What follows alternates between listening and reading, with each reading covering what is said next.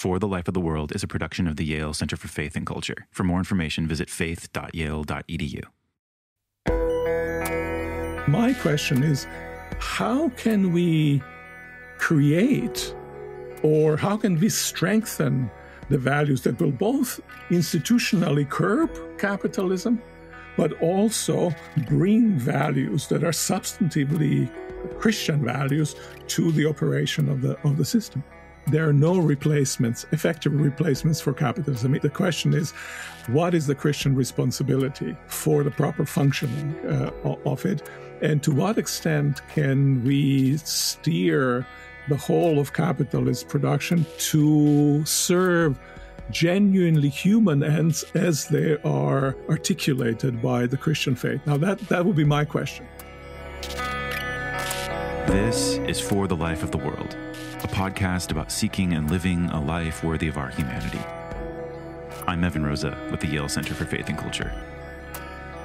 For today's episode, we're releasing an extended conversation between Miroslav Volf and David French on economy, morality, and human flourishing.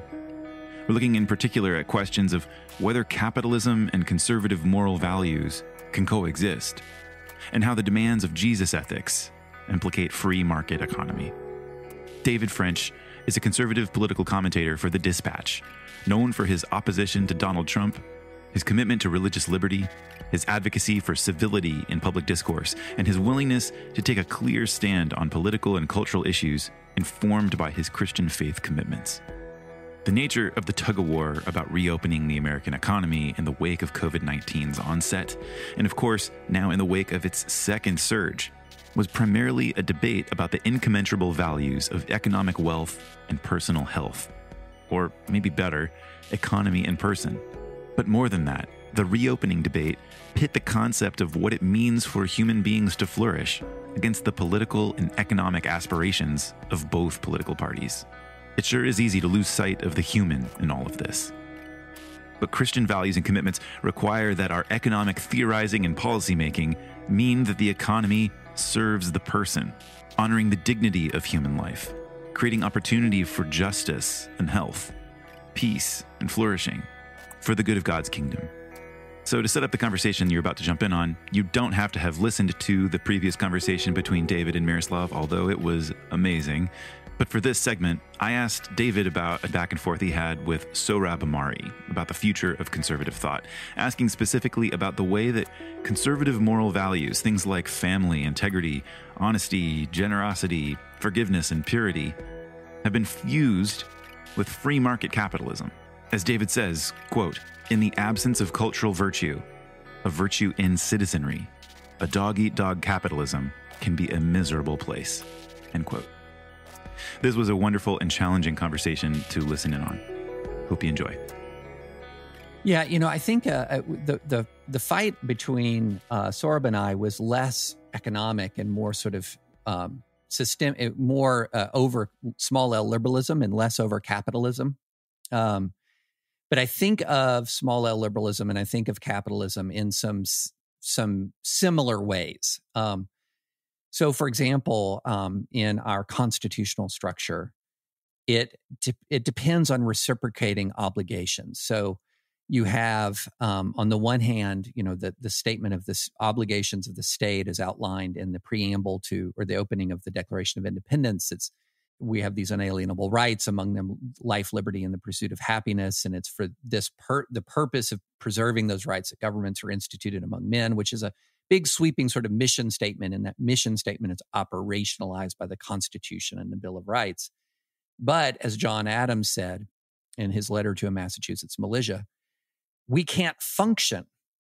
This Constitution would make an America an unfit habitation, I believe was the phrase that he would use, unless there was a corresponding set of obligations from the citizens, which were, he said that our Constitution was made for a moral and religious people. It's wholly inadequate to the governance of any other. And so that in a nutshell is the concept of ordered liberty. It's you are free, you have liberty, but the focus, my obligation in my exercise of that liberty is to exercise liberty towards virtuous ends. I think a lot about that in the context of economic freedom. and the economic liberty that underlies capitalism, that in the absence of cultural virtue, in the absence of a virtue in citizenry, a dog-eat-dog capitalism can be a miserable place. A dog-eat-dog capitalist a culture can be a miserable place in the absence of, the leaven and the influence of a population that exhibits these cardinal virtues. And so I think that, one of the problems that we have both in our classical liberal structure is that there are strains that emerge, and in our economy is there are strains that emerge, is that when that kind of social compact is broken, you will see the fallout, and there will be fallout. There will be consequences. And I think that one of the things that we end up doing is saying, well, then there's something fundamentally wrong with classical liberalism, or there's something fundamentally wrong with economic freedom. And forgetting these sort of reciprocal obligations. And that's one of the reasons why, and this might be one of the things that was a difference between, in one of our debates, the question was asked, is there a difference between sort of Sorab's Catholicism and my evangelical Protestantism and how we look at this? And, the evangelical Protestant in me is often very focused on the concept of religious revival, very focused on the concept of, a great awakening and the restoration of faith as a central part in the human, a central place in the human experience, as the thing that is going to do far more than this tweak or that tweak of the economic system to knit back together again our social fabric. Oh, that's really interesting. But given these reciprocal obligations, and I know that the system has been established with this assumption operative, but it seems to me that no longer, if it ever applied, how it really no longer applies. And then my question, I suppose, is why doesn't it apply? And there are many answers that can be given to this, but I was struck. I was reading the report, a little report in New Yorker on your Sorhab's debate. Mm-hmm. And what caught my attention there is the phrase fusionists and post-fusionists. Mm-hmm. And that refers to the fusionists are those who agree with Reagan's attempted marriage between free market economy and conservative values.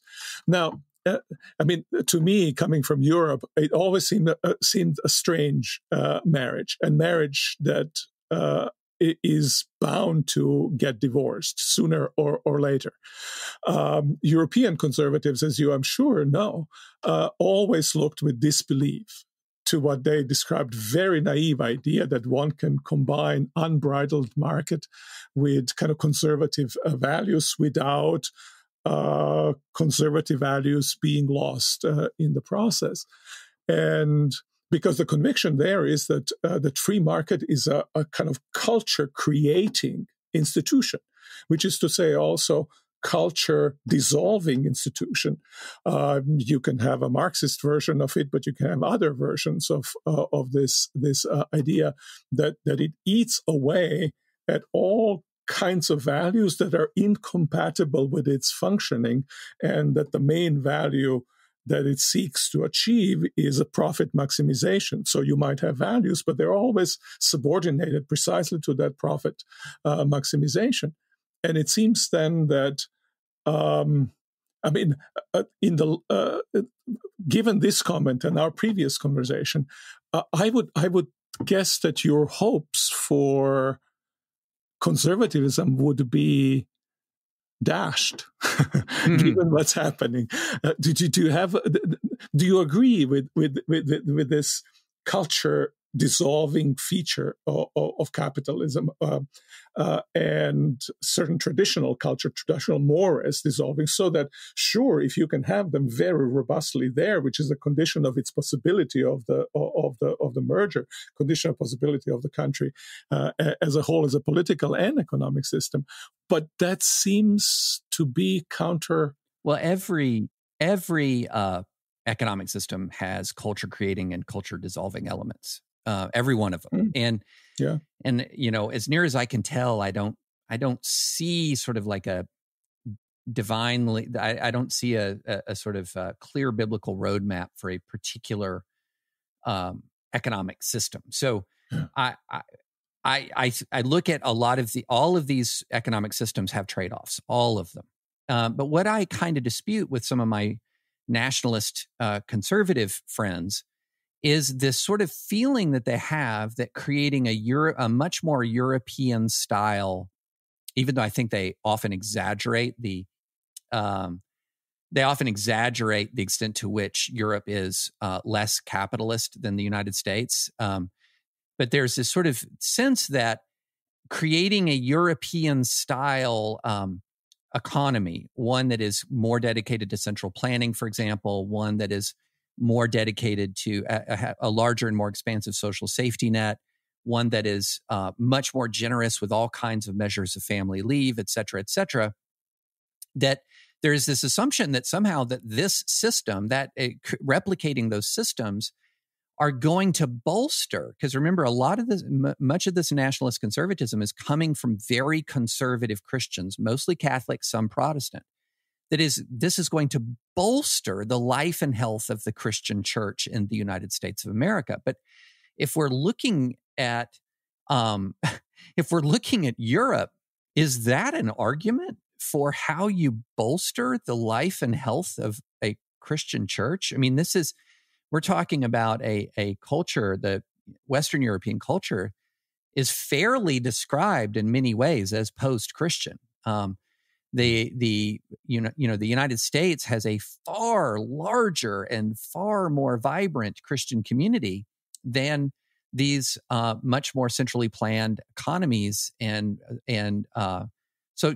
far more social safety net dedicated economies of Western Europe. And so part of what, like, as I look at this, I say, what is incompatible with what here? And if you're going to be arguing to me that this sort of greater degree of central planning is going to preserve the life and health of the church, which seems to be a lot of the argument that these guys are making, I have to say I'm not convinced by that. But the other thing that I would say is I also think that a lot of what is happening here is there is a concrete nostalgia for a past that cannot be recreated. Sort of this America as this mighty industrial powerhouse with these Midwestern towns where you could go and work in the steel mill, and your son could go work in the steel mill, and your grandson could go work in the steel mill. And people forget that that economy that created and existed for about a generation and a half, really. I'm old enough to remember 35 years ago when Bruce Springsteen was singing songs about that mill is closing and it ain't coming back.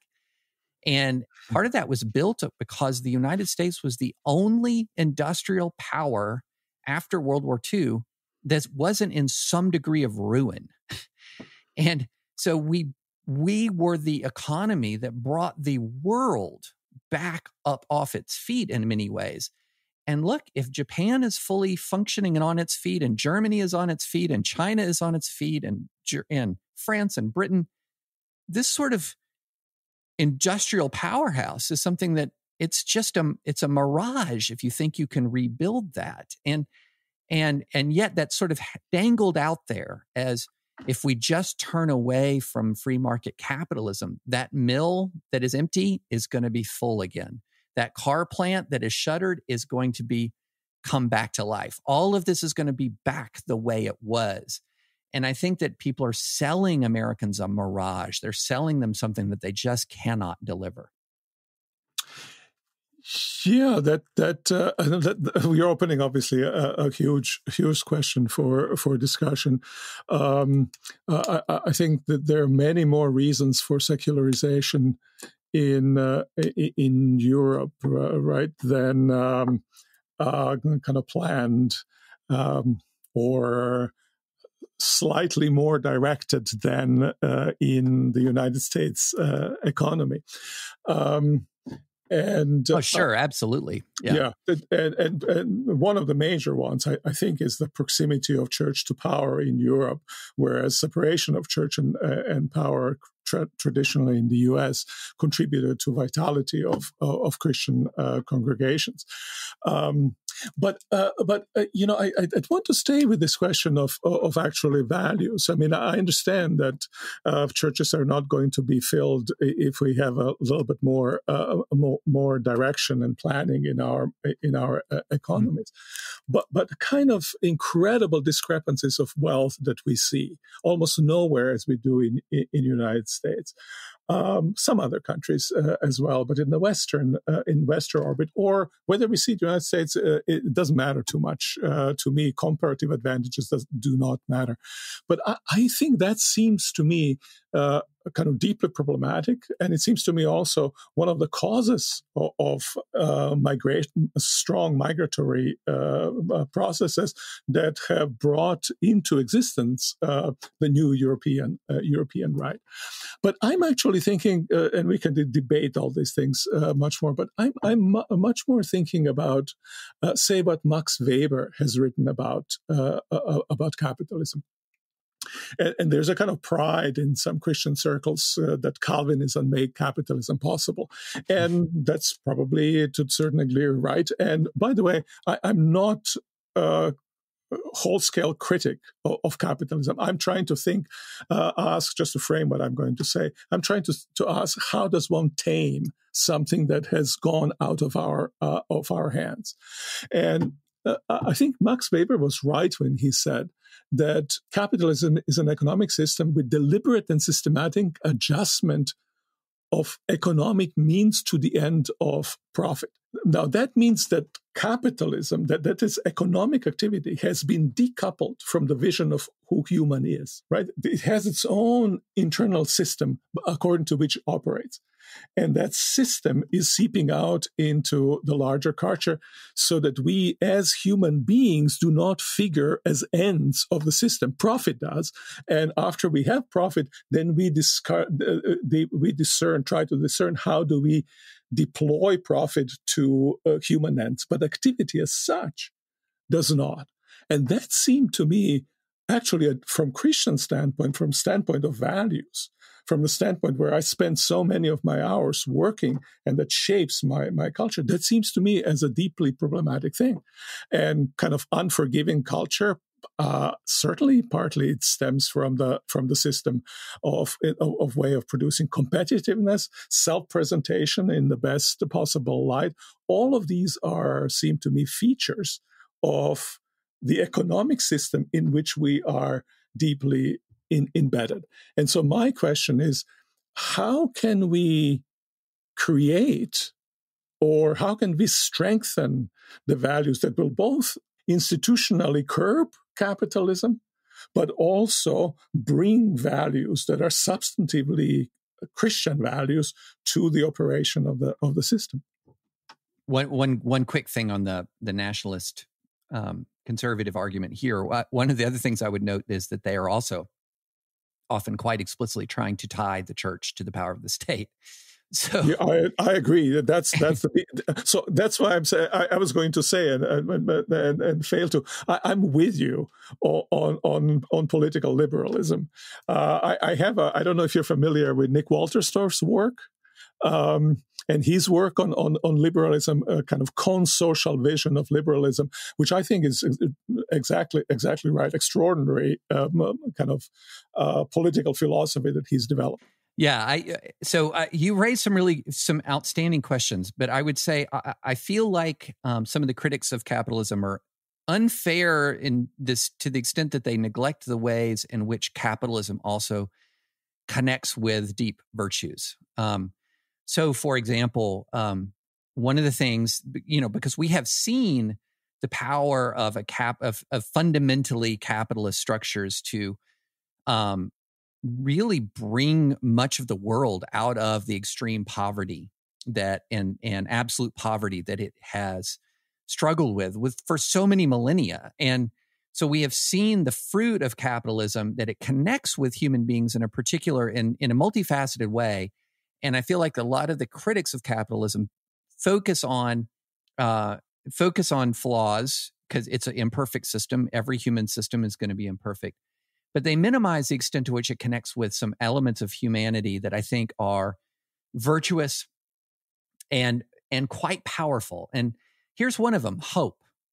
So one of the things about capitalism and one of the things about economic opportunity is it provides a person a really fundamental, almost elemental, so it provides them with a fundamental element of hope in their lives. So I can improve where my lot in life. I can do better. I can provide for a family. I can be elevated and lifted out of this grinding poverty that I've been. It connects very deeply. This is the kind of thing that, causes somebody, say, who's struggling to just start operating a beauty salon in their house. Hey, if I'm really good at doing hair, more people will come. This is hope, and it connects with this industry and this hard work. All of these things, that's good and that's virtuous. It's the thing that causes for all these much maligned tech billionaires. They walk into their garage and they clean out a bunch of boxes, and it becomes their office for this thing this idea that they have. And yeah, they own the idea. They own most of the idea.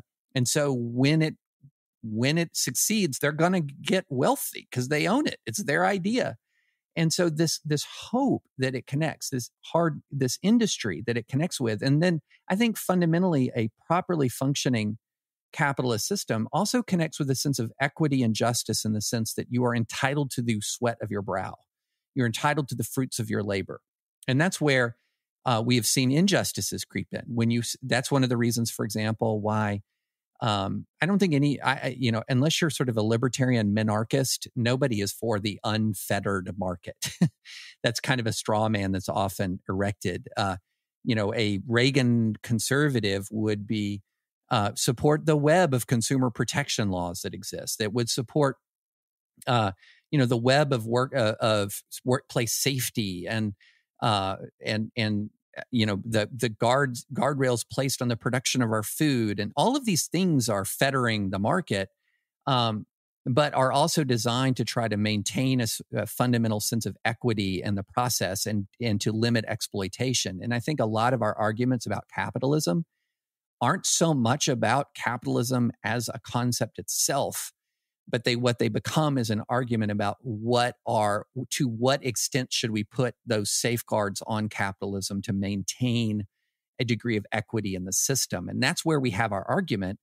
But because our political debate is so degraded and silly, we end up calling it capitalism versus socialism when it's two capitalists, because no one's arguing for the total state control of the means of production. It's two capitalists arguing over the extent of the guardrails, is what we often end up just as a matter of sort of economic fact. Yeah, and I fully agree with you. And we can maybe put it this way: the conservatism can, I think, paradoxically, then thrive to the extent that institutional guardrails are placed upon capitalism, right? Because otherwise, the reason why we need them in part is because it does, left on its own, it will not serve the humanity, and it will not strengthen the social fabric. So I agree with you. There are no replacements, effective replacements for capitalism. The question is, what is the Christian responsibility for the proper functioning of it, and to what extent can we steer the whole of capitalist production to serve genuinely human ends as they are articulated by the Christian faith. Now, that would be my question.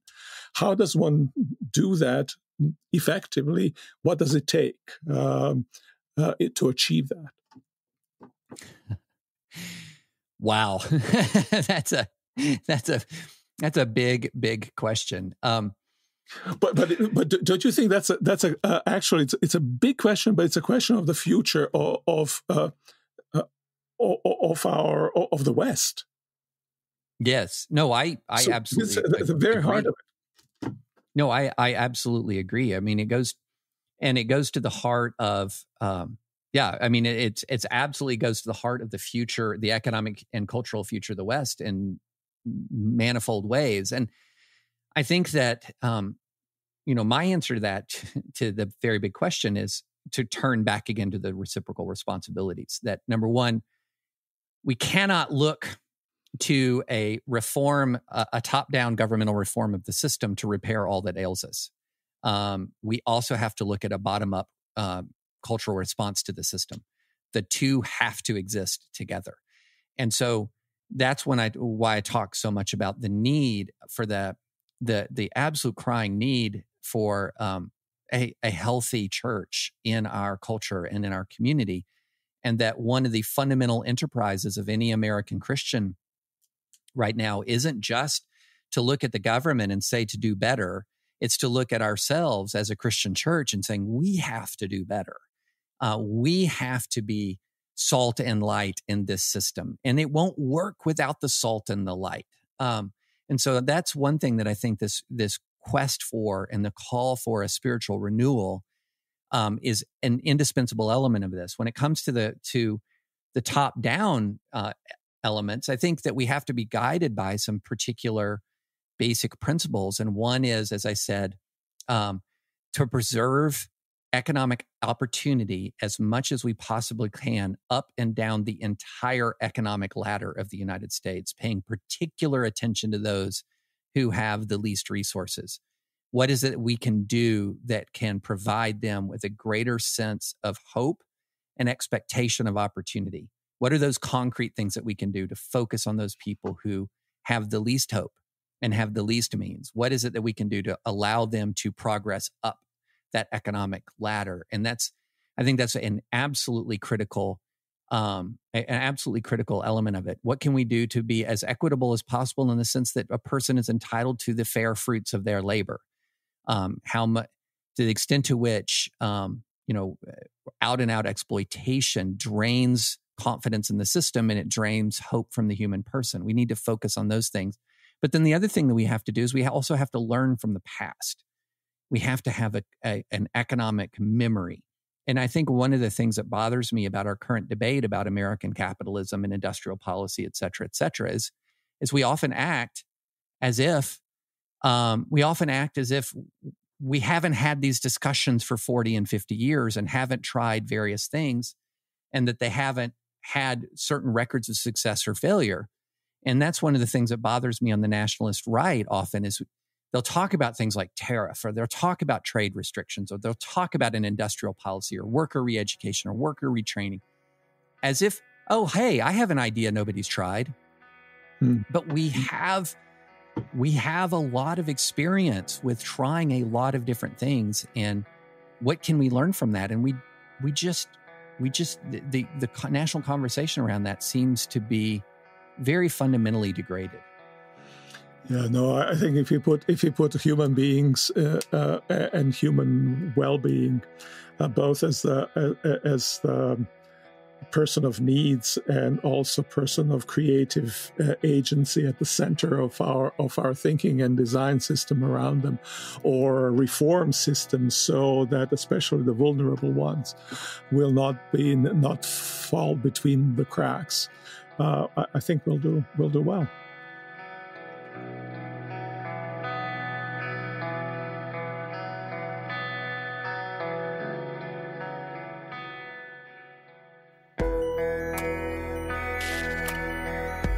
For the Life of the World is a production of the Yale Center for Faith and Culture at Yale Divinity School. This episode featured theologian Miroslav Volf with David French. I'm Evan Rosa, and I edited and produced the show. For more information, visit us online at faith.yale.edu. New episodes drop every Saturday, and you can subscribe through any podcast app. Thanks for listening and supporting the show. If you haven't reviewed the show, but you're loving what you're hearing, we'd be grateful if you head over to Apple Podcasts on your phone or your desktop and review and rate the podcast. And if that's just not your thing, go ahead and tell a friend or two, or three, or a lot. But thanks regardless. We're glad you're listening. Peace to you, and we'll be back with more good stuff next week.